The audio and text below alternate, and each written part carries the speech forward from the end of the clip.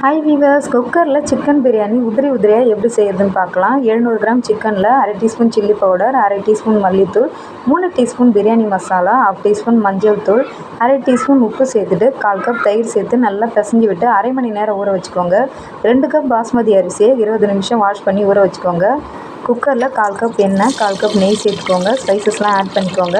2 பெரிய சைஸ் வெங்காயத்தை நீளவாக்கில் கட் பண்ணி சேர்த்துட்டு அரை டீஸ்பூன் சில்லி பவுடர் சேர்த்து நல்லா கலந்துக்கோங்க. வெங்காயம் வதங்கி வந்த பிறகு 3 பச்சை மிளகா, ஒரு கைப்பிடி புதினா இலை, கொத்தமல்லி இலை சேர்த்துட்டு நல்லா வதக்கிக்கோங்க. 1/4 கப் இஞ்சி பூண்டு பேஸ்ட்டு சேர்த்துட்டு இதையும் வதக்கிக்கோங்க. 2 பெரிய சைஸ் தக்காளி சேர்த்துட்டு உப்பு சேர்த்துட்டு நல்லா குழையிற அளவுக்கு வதக்கிக்கோங்க.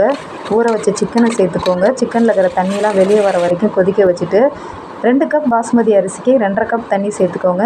நல்லா கலந்து விட்டுட்டு கொதித்து வந்த பிறகு ஊற வச்ச அரிசியை சேர்த்துக்கோங்க. ஸ்டவ்வை மீடியம் ஃப்ளேமில் வச்சு ஒரு விசில் வச்சு எடுத்திங்கன்னா ஒரு டேஸ்டியான உதிரி உதிரியான பிரியாணி ரெடி.